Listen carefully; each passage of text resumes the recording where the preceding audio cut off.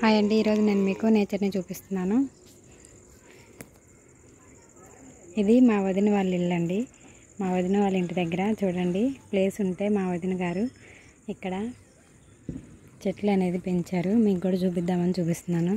ఇది వచ్చేసి మందార చెట్టు, ఇది గోరింటాకు, మెహందీ, ఇది వచ్చేసి మ్యాంగో ట్రీ, ఇవి వచ్చేసి మిరప చెట్లు, ఇక్కడ వచ్చేసి బీరకాయ, ఇది బీరకాయ చెట్టు అండి. ఇది వచ్చేసి పెద్ద వేప చెట్టు, మనకి నీడనిస్తుంది కదా, వచ్చి మంచం వేసుకొని కూడా చక్కగా పడుకోవచ్చు ఎండాకాలంలో. ఇది వచ్చేసి ఇంకో జామ చెట్టు అండి. ఇంకా ఇక్కడ వచ్చేసి ఇది బీర చెట్టు, వేప చెట్టు, ఇది వచ్చేసి కరివేపాకు చెట్టు అండి. మనకి సిటీల్లో అయితే కరివేపాకు కూడా డబ్బులు ఇచ్చి కొనుక్కుంటాము, కానీ పల్లెటూరులో అలాంటి పరిస్థితి లేదండి. మనకి ఈజీగా మన ఇంటి ముందే కరివేపాకు కావాలంటే కోసుకోవచ్చు. ఇది వచ్చేసి సపోటా చెట్టు,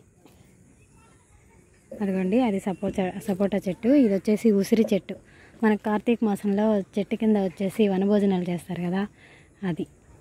ఇది వచ్చేసి ఇంకో జామ చెట్టు, పక్కన వచ్చేసి ఇంకో జామ చెట్టు ఉంది. జామకాయలు అయితే చెట్టు నిండా ఉన్నాయండి. ఇంటి దగ్గర ఇంకో చెట్టు ఉంది. ఇది వచ్చేసి ఇది ఒక ప్లేస్ అన్నమాట, ఆ ప్లేస్లో ఇవన్నీ వేశారు. ఇక్కడ వచ్చేసి మా వదిన వాళ్ళు ఎప్పుడు ఏంటంటే వంకాయలు, గోంగూర ఇవన్నీ పెంచుతారండి. ఈ సంవత్సరం అయితే గోంగూర అనేది తీసేశారు. ఇది వచ్చేసి దానిమ్మ చెట్టు, నెక్స్ట్ వచ్చి ఇంకోటి వచ్చేసి జామ చెట్టు. ఇక్కడే ఇలానే ఆవులు అనేది ఉంటాయి, చూడండి, చూసేయండి. మా వదిన వాళ్ళ ఇల్లు ఇదంతా. అక్కడ వచ్చేసి ఇల్లు ఉంటుంది, కనిపిస్తుంది కదా, అది స్ట్రైట్గా వచ్చేసి మా వదిన వాళ్ళ ఇల్లు. చూడండి అక్కడ కనిపించేది పెద్ద జామ చెట్టు అండి, దాని నిండా అయితే జామకాయలు ఉన్నాయి.